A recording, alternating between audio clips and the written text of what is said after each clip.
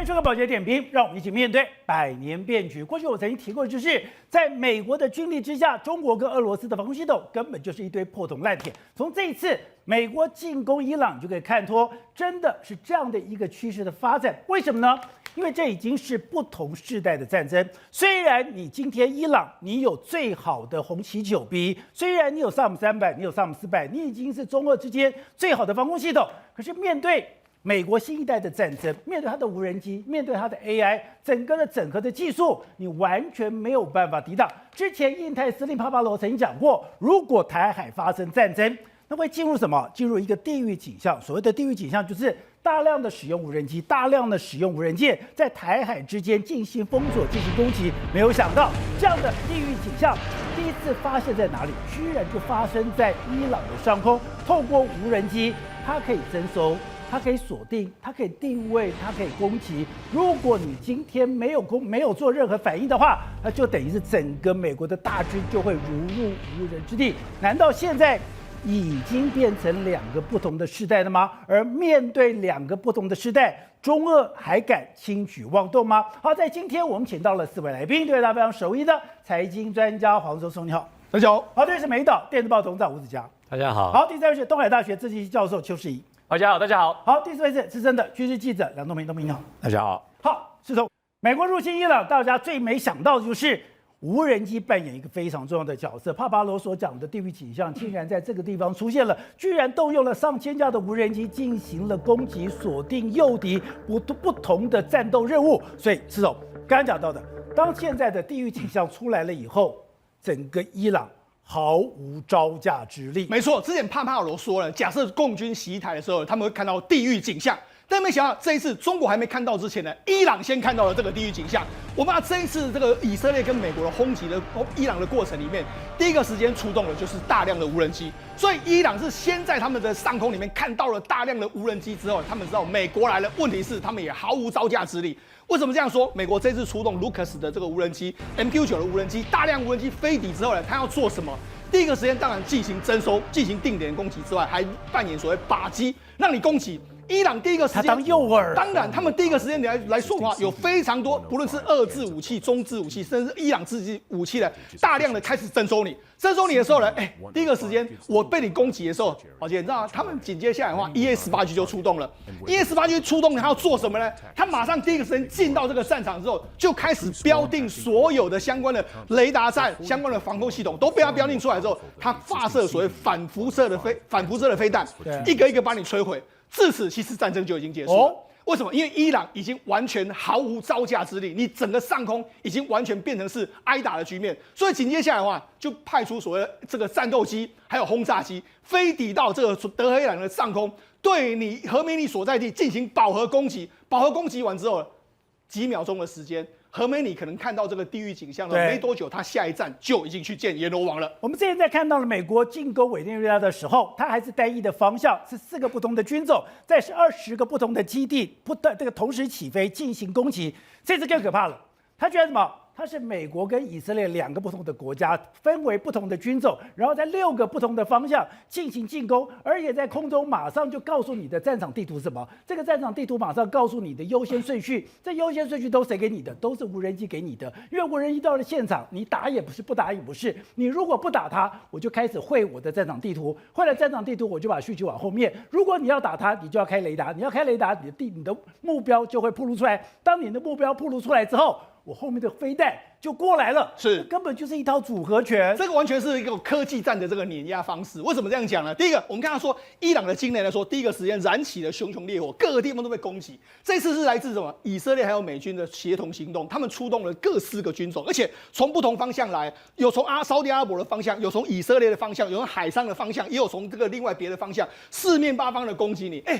这牵扯到美国跟以色列2个军种的协同作战，对，这个是何等困难。但你看，很简单，因为美军老早就已经跟这个以色列有协同作战的能力嘛。他们透过什么？第一个，透过星链，星链在上空的时候，假设我们2个无法连接的时候，我们透过星链，对，星链标标定目标的时候，我可以直接发给对方这个讯号在什么地方。所以他们两个军种抵达伊朗的时候，其实他们可以协同作战，甚至在以色列他们自己本身还有这个蝎子的这个电战系统，他们也可以进行协同作战。他们有 F-35I 跟美国的 F-35互相的连结，甚至透过 Link-16互相连结。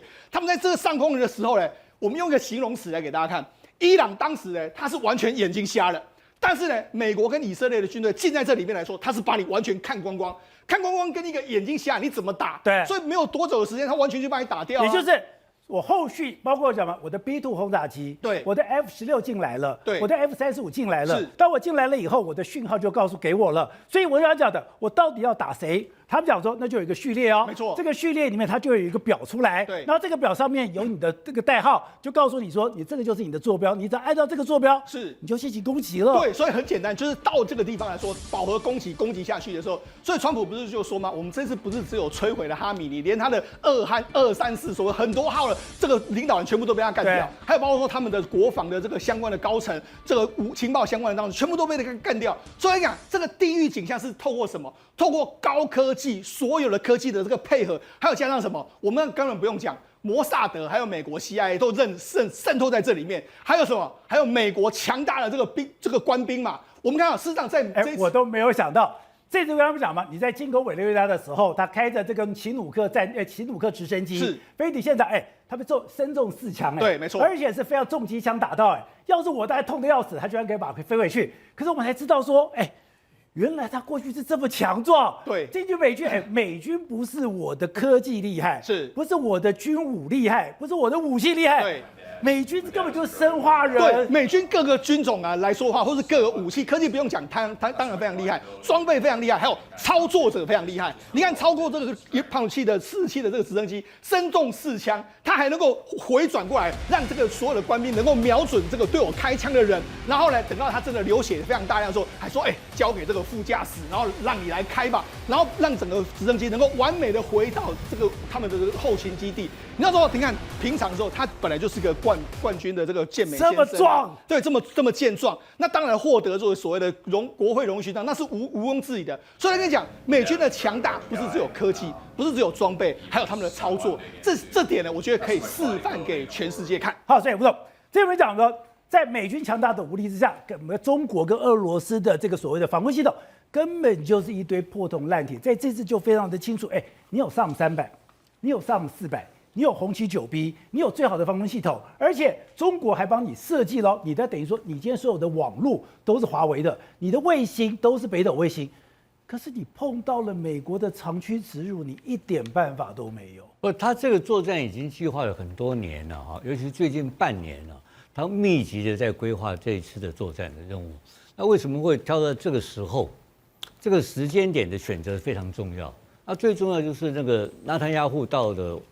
华府就跟他开会，对，然后定下这个时间点，因为他们最近的情报的收集工作非常的集中。他锁定这个建筑物也有6个月以上的时间。他的这个词叫做勤侦主导，攻击随后。他的最大的第一个这个侦察动作他用这个天空上的卫星反复覆盖非常多的建筑物，对。非常的可疑，就一直覆盖，到最后浓缩到最后，因为它不是光建筑物对。后来他找到了哈米尼的可能的建筑物以后，重新建构了一个整个图像对，把整个建筑物盖起来了。他盖了一个建筑物把建筑物的出入口、它的汽车的出入、它的护卫、它的安保，整个还有第二个电子平码，他把他的电子的资讯包括通信。因为这个很简单，所有的这些重要人物都会有一个什么东西，有个加密通信。我们认为加密通信很好，对不对？但在空中通通把你收集好，你用加密通信的人一定是身份特殊的人所以他把这些所有的加密通信跟你的讲话的声音，在半年内通通把你全部都有几个层次都全部把你分析好了。对，结果得到一个非常重要的情报，就在这一天，哈米尼要跟高级干部在这个建筑物开会。所以临时决定的，所以它是非常重要的一个情报来源。所以我不用在你旁边安排一个 spy， 我不用安排一个死线，我就是透过最新的这个所谓的科技系统，对，然后我把你所有的录音、所有的讯号全部都可以截录下来，截录下来以后，我透过 AI， 我马上就可以做分析。所以你的一举一动、一言一行都在我掌握之下。它有重复的检测的功能呢，然后最后有一个可能的，就是说有所谓的人事情报在最尾端的时候会发生一个就是查核的动作，但这个查核的所谓的间谍人物哈，并不见得是什么张幼霞这种大官，少听他们胡说八道，可能是个扫地的阿嫂，他做一个很重要的一个审核动作，对，车子有没有经过？这个一件事情，车辆经过了，好，他确定这个是对的，因为他其他的东西都对了嘛，对，所以它是个综合性的一个勤侦作业。你刚刚讲的 C4ISR 嘛，对，这个先确定了嘛，确定之后开始他就知道了，所以开始要发动攻击。然后第二个东西呢，所以你的意思是说，如果这样的话，你根本无所遁逃在他的情报网里面。所以这个第一个，所以那你要怎么攻啊？所以攻击进去变很重要啊。所以你要在空中开辟一个空域啊。一个通道能够打进去啊，就打你要不要？伊朗在中东是非常强大的武力的国家，它有9000万人口，兴风作浪的，它的整个地形是非常的复杂的地形，它有山地的，它有沙漠地带，它非常复杂，所以它怎么进去这个东西啊？所以第二段的它的整个杀伤链，从这个情报到攻击的这个时间压缩到1个小时之内完成。刚刚世聪已经讲了嘛，那怎么压缩到1个小时之内完成？你要注意啊，它有2个东西，你要注意，它有两艘航空母舰在外面，在林肯跟福特号航空母舰林肯号跟福特号所停的位置跟地方，跟要攻击的那是作战位置。他为什么选那个地方？对，他选那个地方是一定是最佳的位置，它是所有的通信跟情报的一个枢纽点，还有能够对抗防空的力量。然后这个时候来讲的话，他第一波攻击是什么攻击？是防区外的先攻击了嘛？防区外攻击的时候，这根本是在你的伊朗的防空范围以外的东西，他先开始攻击，然后才有你刚刚提到的这些所谓的这种无人机啊等等啊，所以就诱导了。但是1个小时之内，最后一个动作其实是差不多同步，就是轰炸哈梅尼的地点了，因为他已经确定已经清空了，所以这时候他在1个小时之内获得了所谓的这种空优的绝对的空优啊。但那个空优不是全面性的伊朗全国，是他要攻击这个岛这条路线，我清空我的走廊，他把清空我的空域、我的空道、我的空中陡道、空中走廊，我的空中走廊已经全部清空了，我开始攻击，在1个小时内完成。完成之后，大概是你讲的什么 S300啦，它所有的还有通信节点，华为的一些它的连接的空信节点，全部断掉，它全部在必要的阶段全部断掉。所以他第一次的阶段非常成功。我最惊讶的是，因为伊朗为什么这么老生在在，是因为我没有用你的 GPS， 我也没有用你这个美国的这个系统，我用的都是中国的系统，用华为的系统，用北斗卫星。我觉得我已经固若金汤，而且我是一个完全封闭的系统，就没有想到这样的封闭系统碰到美国一点办法都没有。这个我觉得就是这个在军事科技上面有个代差啦。那我们现在刚刚已经讲了嘛。他这个的勤侦的能力了啊，目前世界第一嘛，美军当然世界第一，而且我刚刚讲，他已经累积了很长一段时间。还有我要提醒一下啊，在上一次的这个美国跟以色列的做那个他这个核武那个核子电厂那个轰炸核电厂那一波的攻击里面，已经摧毁了大部分的俄罗斯的一些的防空设备。所以马上补这个几年补的是什么呢？红旗9。对，红旗9这是中共的嘛？那中共的东西啊，到底是怎么回事？搞不清楚了，因为并没有真正的实战经验。那美军这个是每天在打仗，美军是他一年365天在打仗，所以他非常这一方面的，尤其对这个科技作战部分呢，它是全球第一，这个没有问题了。但是你看到它有空优之后，它只是局部的空优，而不是绝对的空优，所以它能够撑几天不知道。你要知道，它所有的美军的攻击的武器的昂贵程度跟它的库存是重要，它能够撑几天是个很大的问题。好，东平，其实你是我们在里面最有资格讲这个中东战争的波湾战争的第2次波湾战争，你就在现场。我觉得我非常惊讶是以前我们在当兵就是要集结，在同一个地方，第1次波湾战争跟第2次波湾战争在同一个地方集结，都花了很长的时间，我才可以进行攻击。可是这次没有，这次就像刚才讲，在打委内瑞拉，在完全没有征兆的状况下，20个基地，150架飞机全部就起飞，分属4个不同的军种。你防不了。这次6个不同的位置，6个不同的路线，同时进行攻击。我觉得这个美军现在的这个所谓的指挥系统 C4ISR， 这个已经是超乎我们想象的。这2次战争啊，包括这个委内瑞拉跟现在伊朗，跟当时的波湾战争是不一样的。刚才吴董讲得很对，啊，这次这个斩首啊，其实对我来讲是杠上开花，啊，它不是预先设计好的，它当然就是都有准备，啊，包括它这个 building 一定都锁定的啦。但是呢，这个会议是临时开始的，不是几个月前就预定好的会议，不是。啊，这个会议为什么这个时候开始？因为美国要动手。2月28号轰炸，2月27号的时候，我不晓得你有没有注意到，美国下令这个巴格达，大使馆撤馆，人员撤出，这就表示要动手了。对，所以我认为是在这种情况之下，啊，何梅里赶快召集这个会议，要商讨怎么样一个对策。但是我到今天想不通的是，他为什么会在这个地方开会？太明显了。那另外一个我又不懂的是说，难道现在刚刚讲委内瑞拉的总统，我是直接跑到你的家把你给抓出来，甚至你的房间有一个多大的多厚的门我都知道。这一次何梅里你在哪里开会我都知道。难道在美国现在的情搜之下，所有的一举一动都在美国的眼皮底下吗？美国的情搜应该就是世界一流的。再加上不要忘记了以色列的摩萨德，以色列摩萨德是非常非常厉害的，然后在中东地区布建了很久，特别是伊朗，啊，伊朗在2024年啊2025年之间，因为他也发现被渗透的太厉害了，他们曾经做了一个所谓的清道夫行动，就是要清理，抓了700多人，光扎人就抓了700多人，所以他被渗透的非常厉害的。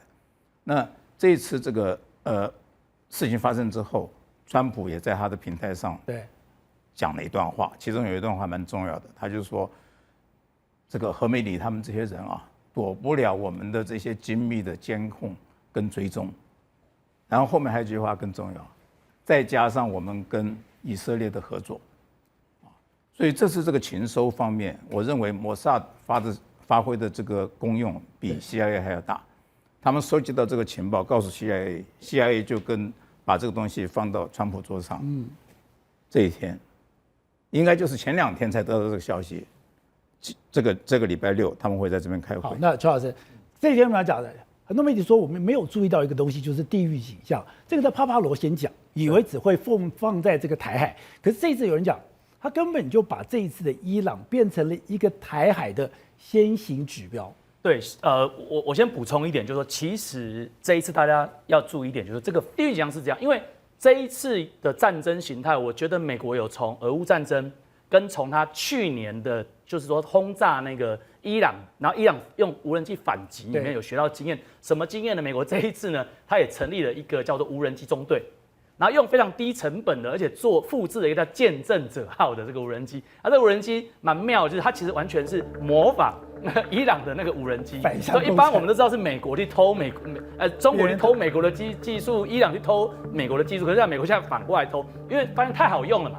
你刚刚思聪讲的那个整个地域景象，哇，那个说真的，一架无人机，我今天稍微查了一下，一架无人机如果是比较进阶，才35000块的美金，就是100万台币。对，很便宜，但是一般人觉得很贵。可是你知道，美国如果发射一个这个拦截飞弹，要100到400万美金所以这个是非常非常划算的 deal。就对美国来讲，就是我只要用这个方式，我就学你们嘛。所以这是俄乌战争，不管是这个乌克兰对俄罗斯或俄罗斯对乌克兰，他学到了一个经验。所以美国这次在打这个战争，其实他有学到一件事情，就是说怎么样把战争的成本 cost down。这 cost down 呢，对于美国的其他的部分，它可以去增加。因为川普其实很简单，他不会去降落到伊朗，因为伊朗是个山区国家。在1979年伊朗人质危机的时候，美国就是派了那个三角洲部队过去救，死了9个美军各位不要忘了，今天美军也死了3个人。川普在今天早上他说，这一场战争有可能从4天变4个礼拜。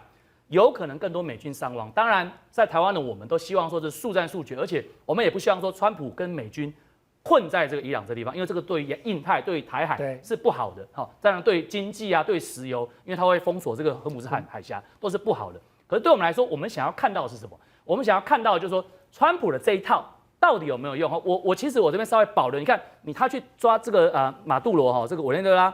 马杜罗是怎么样的一个领袖？他也是个暴君。当然，这个哈米尼也是暴君，可是那个基本上不是政教合一的国家。可是伊朗是政教合一的国家，这个政教合一的国家，它还有逊尼派、什叶派，伊朗内部有不同部落之间的竞争，所以这让整个情势很复杂。那是不是川普可以避免重蹈小布希或者是这个拜登的这一些打这烂泥的这种，这是要看他接下来的发展。好，所以是现在如果要拉开这样的一个差距，或者让它速战速决，有一个非常重要的关键就是美国现在的 AI 实力到底强不强？所以在这次战争里面，刚刚讲，如果你的 AI 实力真的很强的话，你真的可以你才可以让对手措手不及。对，没错，这一次被人家用到的最多就是这一艘所谓的自杀无人机 Lucas。所以刚才老师提到这个是所谓的这个美国的从伊朗的这个无人机的逆向工程的一个状况。那为什么这个很重要呢？你看，因为的确美国现在重点是我不但要打赢，而且我要成本低。你看这一艘目前为止的造价是3.5万，一枚战斧飞弹要200万，可以买57架。那一艘这个死神机来说啊，要1600万，然后可以买457架。而且那它最大不同是什么？我们可以看到它这个飞机的底座这个地方再有一个这个是什么东西呢？这个就是所谓的星链的这个天线。对，也就是说呢，我除了我自己本身的这个讯号之外，我可以拦截我可以透过星链的这个系统呢来进行这个所谓的连结。连结的话，我可以这个抵御敌方对我的这个相关的干扰啊，然后还可以透过即时的这个共享数据的能力呢，还可以分享给我的伙伴。所以为什么我就说你可以试想好几千架的这个无人机 Lucas 飞到伊朗的上空的时候，他们自己本身之间都可以互相的协同作战。那你看这个作战能力是多强，大家前所未见。那你想说他们怎么去让这些飞机呢一起来这个协同作战呢？很简单，透过什么？透过 AI 的软体，还有 AI 的相关的这个系统来作业。主要这一次的主导这个所谓无人机作战有2个，一个是 Anthropic 的 Cloud 这个作业系统，还有另外是 Palantir。Palantir 本来它就是美国非常重要的这个 AI 数据的这个中心。他们怎么做呢？第一个，他们当然收集到大量数据，这些包括说无人机收集的数据，还有他们这个先前收集的数据，他们会第一个时间点里面就标定我到底要先打哪一些，我先把它标定出来，而且会建议说，这个标的在这个地方，请哪一台去最快。他们就马上就用这样子去，所以也就是说，所以你说 Palantir 里面在中间扮演最重要的角色，就是我不是无人机器了，因为我是有眼睛的，我有眼睛，甚至我可以听到声音。然后呢，我马上就把战场地图画出来。对，战场地图不是画出来，是我每一个作战目标的优先顺序，我到底要先打谁？他们马上就可以把这些所有的情资做好了研究报告，甚至应该讲建议报告，交给了这个所谓的司令部。你知道这差异多少吗？以前来说啊，如果真的建议要打什么的时候，很多时候要好几天，因为我不知道这个标的是什么东西，我不知道怎么打。问题是美军现在即时就可以判断这个里面是什么东西，大概怎么几率大不大？如果大，就直接把它打下去。那另外一个，他们要前线部署的工程师，他们直接把这些人都已经，他们这些所谓的 AI 软体都已经嵌入了美国中央司令部的这个状况作业系统，所以等于是作业系统、指挥系统还有即时讯息都来了，当然打得非常快啊。对。另外一个是什么？还有这次这个 Anthropic 里面的 Cloud 是怎样？它可以阅读数千个小时的波斯语啊，它等于是拦截那么多通话的时候，它可以马上解读出来，就它可以判断出，他们目前为止到底要做什么。这个，那你看分析人员只要怎么样，他只要跟订餐一样，如果我们在此时呢对德黑兰实施电子压制，并且同步进行空中打击的话，哈米尼最有可能逃生的路线是哪一条？他居然就会跟你讲。所以就说，你看，假设说我先录了一个100小时的这个声音，我要听100个小时，我才知道你在讲什么。可是如果我把它丢给了这个 AI 的话，对，它可能在几分钟时间里面就告诉你说你中间重要的内容，而且我可以根据我给的这个指令跟关键字，把它全部都给筛选出来。对，你试想以前的作战逻辑来说，是我们监听之后还要译文之后，然后给这个作为最后的单位去参考，他根本还看都还来不及的时候，敌人就跑了。现在不用，现在是直接我夺取了他那个资料之后，马上翻译就直接最有情报分析给你，你看这个指挥官去做决策，这个完全是不一样等级逻辑的这个作战。所以才跟你说，这一次美军结合了 AI 作战，然后结合了这个他们的高科技，还有这个无人机，你看完全打了。过去在作战之前，你看中国媒体怎么说？这个美国绝对不敢去打伊朗了。可是没想到几个小时之内就完全把你清掉了一个状况。而且我们看到 Cloud 这次跟美国国防部有个非常大的冲突，是美国国防部把说你不可信任的厂商。为什么？因为他坚持2个东西：第一个，你不可以把 AI 作为收集一般老百姓情资的这个东西；第二个是你在最后做决定的时候，不能 AI 做决定，你一定要人做决定，因为 AI 会做的决定会非常的残忍。结果美国国防部坚持，你交给我，你不可以管任何事情。难道美国现在要走的方向就是我大量的发展 AI， 到最后 AI 如果要攻击，真的让 AI 自己做决定吗57台每晚9点，宝洁点兵点出全球战略新布局。